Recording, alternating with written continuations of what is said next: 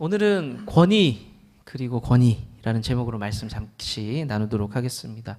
지난주에 제 방송도 있었지만 사실은 올라간 김에 아까워서 제가 누군가를 만나고 인터뷰하는 일을 하고 싶어서 다른 분들을 좀 만나고 왔습니다. 그 만난 분 중에 제 또래나 아니면 제 위에 분들은 대부분 얼굴이나 이름을 아실 것 같은데요. 오랫동안 방송인으로 리포터로 활동을 하셨던 이지희 씨가 있어요. 이지희 씨. 아마 많은 분들이 섹션 TV 리포터로 많이 기억을 하실 겁니다. 얼굴 한번 보여주시면 저분 이렇게 기억이 나실 것도 같아요. 네, 아마 보셨을 겁니다. 어디선가.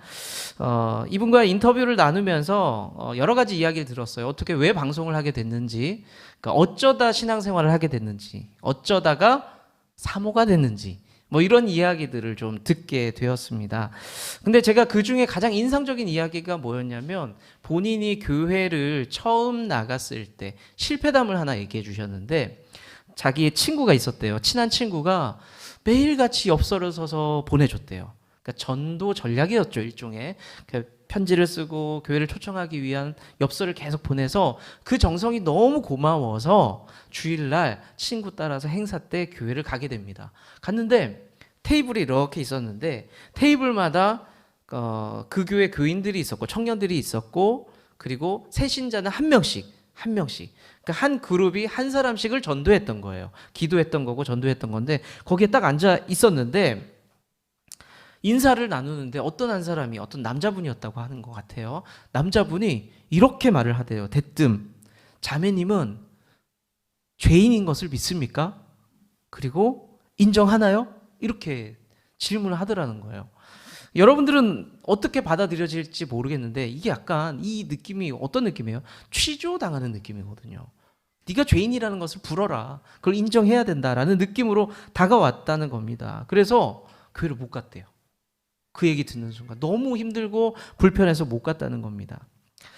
사실 전도할 때는 복음을 그대로 전하는 것도 필요하지만 또 필요한 게 뭘까요? 우리에겐 지혜와 상식적인 접근들이 좀 필요하겠죠. 아마 그 상황이 너무 그 형제님이 뜨거워지면서 이 자매님이 반드시 이 자리에서 복음을 받아들여야 된다라는 그런 생각 때문에 아마 그런 이야기를 한 거 아닌가라는 생각이 듭니다.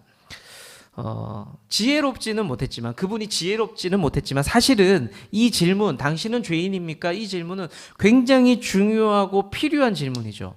그리스도인 되기 위한 첫 관문 중에 하나가 이 질문이에요. 누가 죄인인가요? 누가 죄인인가? 죄에 대한 질문이 반드시 필요하고 거기에 대한 반응이 필요합니다. 여러분들은 그리스도인이에요. 그러면 이 과정을 한 번씩 거쳤던 겁니다. 내가 죄인입니다. 질문이 왔겠죠. 누가 죄인입니까? 제가 죄인입니다라는 반응이 있기 때문에 우리가 그리스도인이 된 겁니다. 그것을 인정할 때에 예수 그리스도의 십자가가 내게 의미가 있고 필요하게 되거든요. 그리고 그 다음은 뭐냐? 처음엔 누가 죄인인가에 대한 죄의 질문이 필요하고요. 두 번째는 누가 주인인가라는 질문이 필요해요. 과정이에요. 신앙생활의 과정. 아까는 시작이었잖아요. 요건 과정. 내가 인생을 살면서 그리스도인의 명찰을 달고 인생을 살면서 계속해서 던져야 될 질문이 뭐냐면 누가 내 삶의 주인인가에 대한 질문이 계속 필요합니다. 우리가 교회 다니면 순종이라는 말이 계속 따라오잖아요. 근데 그 순종이라는 말 자체가 앞에 전제가 필요해요. 우리에게 누군가 말을 하는 주인이 있어야 되거든요. 그러니까 그리스도인은 누가 주인인가라는 질문이 던져진 다음에 숙제, 사명이 주어집니다. 순종해야지. 그게 따라오게 됩니다.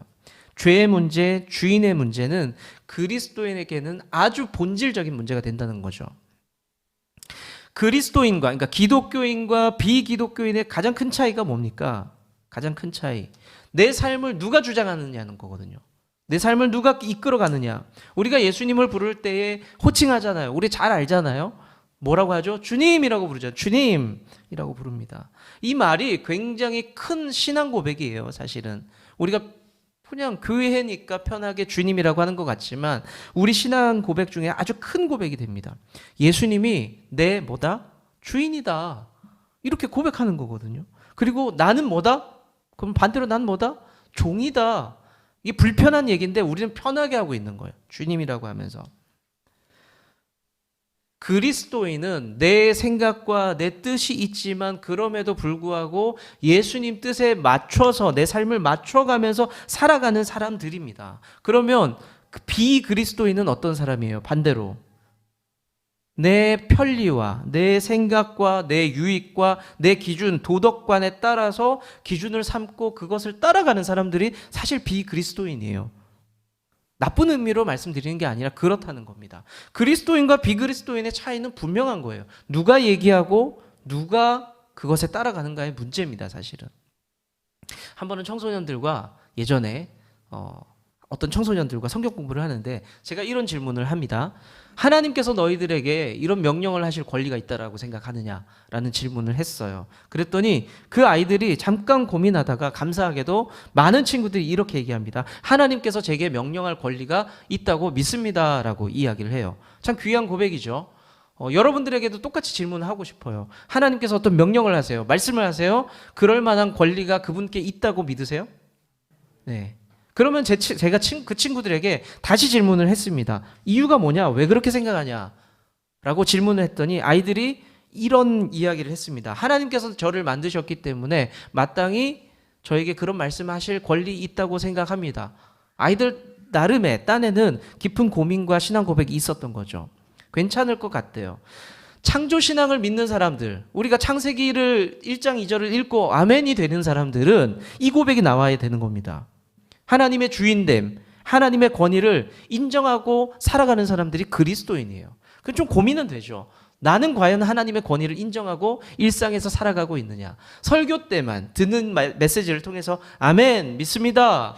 마치 우리가 종교 행사를 거하게 치르듯이 하고 살아가느냐. 아니면 우리가 일상 속에서도 말씀을 볼 때에 아니면 하나님의 뜻이 이거라고 믿어질 때에 내가 그 가운데서도 끄덕이면서 아멘 그렇습니다. 그렇게 걸어가 보겠습니다. 라는 고백을 하는지 이건 좀 고민이 되는 부분이기도 합니다. 여하튼 그리스도인들이 하나님의 말씀을 들으면서 권위를 인정하는 것, 아멘할 수 있다는 것은 우리 신앙인들이 가지는 위대함이라고 생각하거든요, 저는. 기질마다 사람마다 정도의 차이는 있는데 사람은 누구나 기본적으로 관종기가 있어요. 관종기. 관종이란 말 아세요?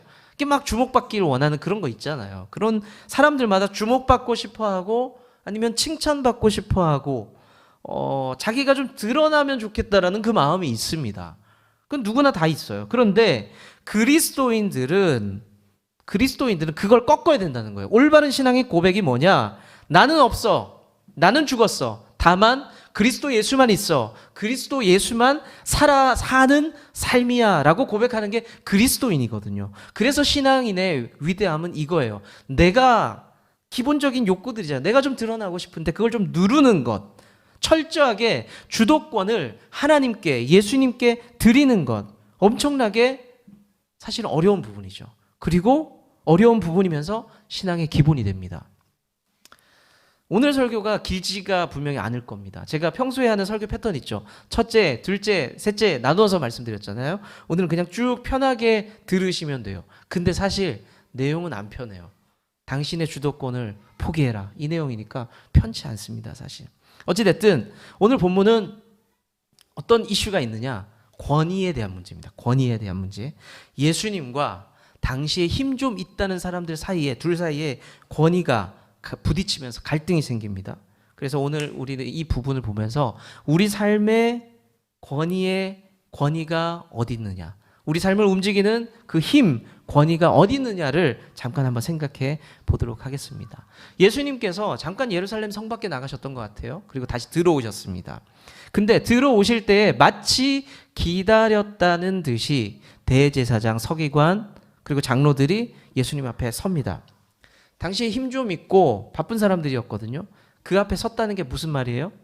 동시에 섰다는 건 뭔가 중요한 일이 있다는 거. 그리고 또 다른 하나는 뭔가 큰 계획을 갖고 뭐라고 해야 되나, 짜고 거기 있다는 거예요. 계획을 가지고 준비하고 거기 서 있었다는 겁니다.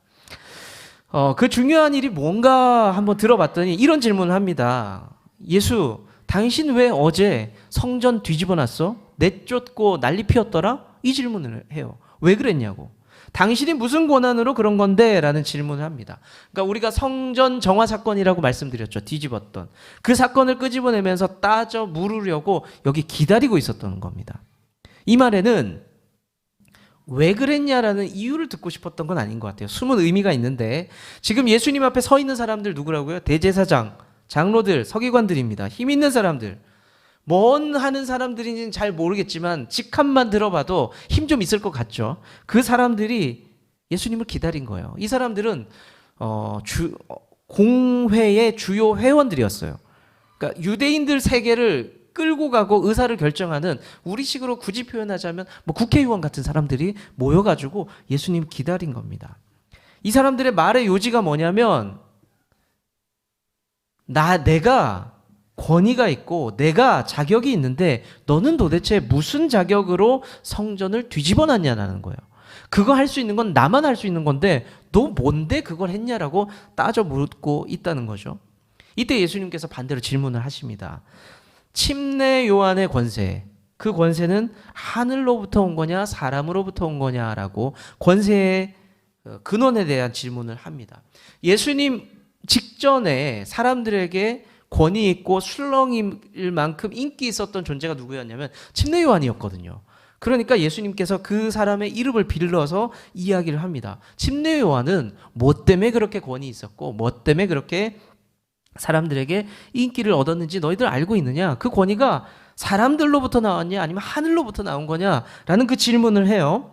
그 얘기를 듣고 그 모여있던 사람들이 자기들끼리 의논을 합니다. 의논을 한다는 것은 무슨 말이냐면 작전을 짠다는 거겠죠. 야야, 뭐라고 대답해야 되냐 우리? 하늘로부터라고 해야 되냐? 사람으로부터라고 해야 되냐?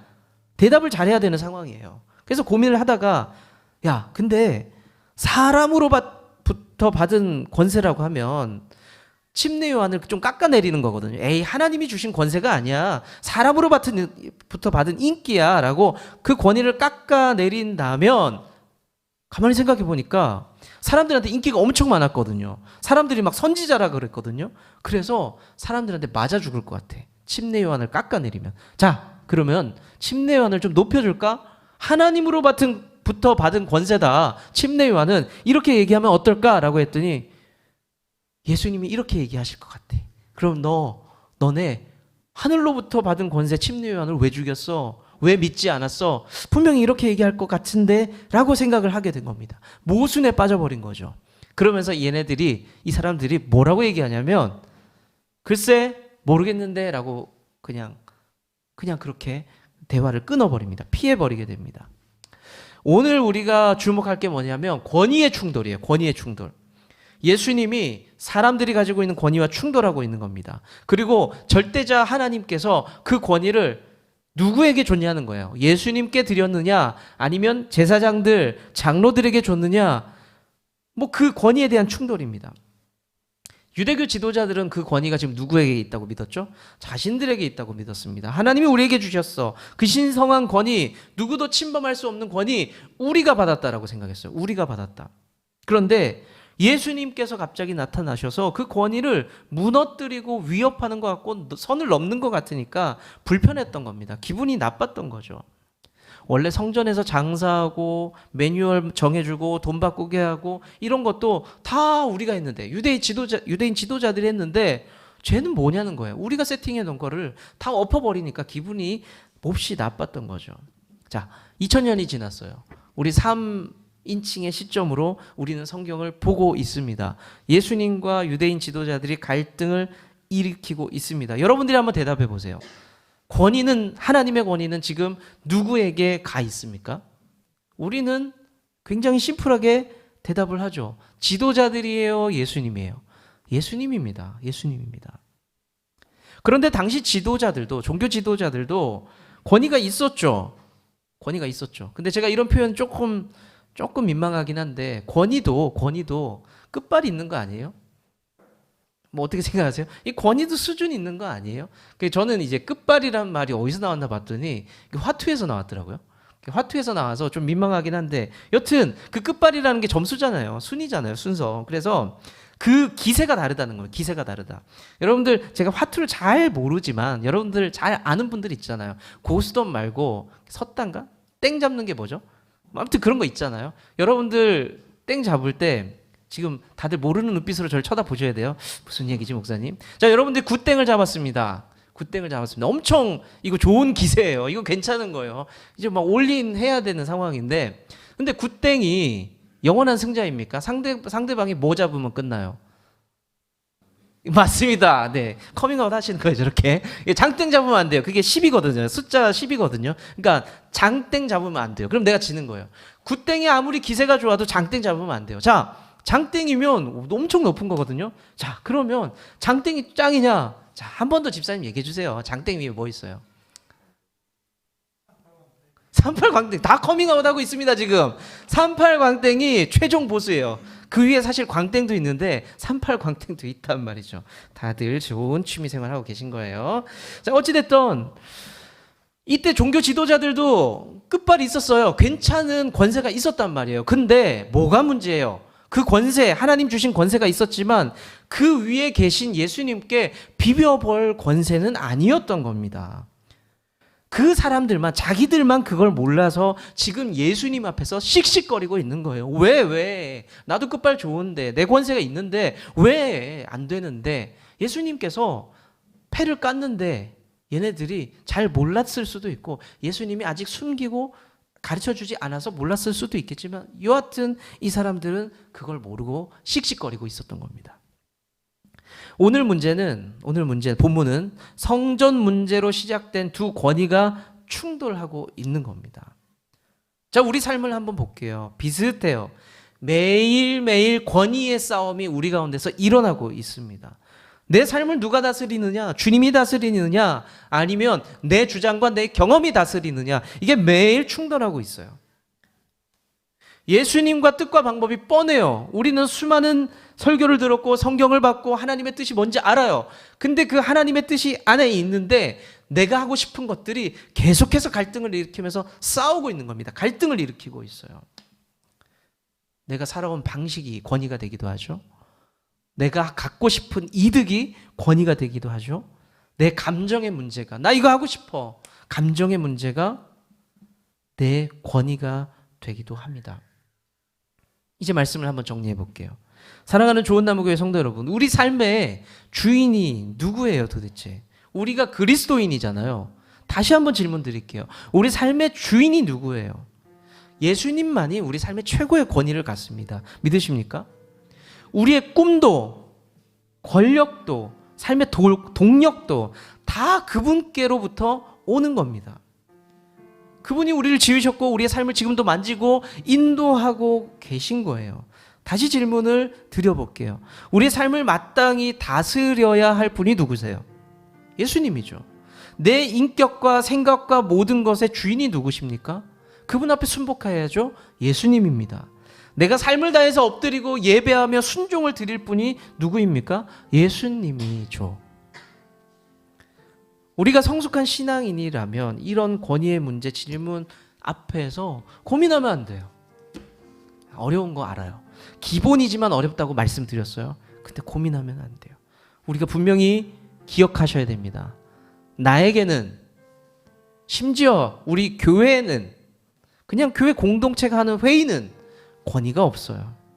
오직 예수님만이 유일한 권위자이고 창조자이고 하나님이 되십니다.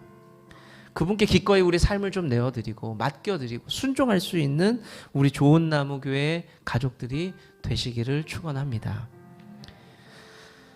유대교 지도자들이 자기들이 가지고 있는 작은 권세 가지고 예수님 앞에 뻐겼어요. 자랑 삼았습니다.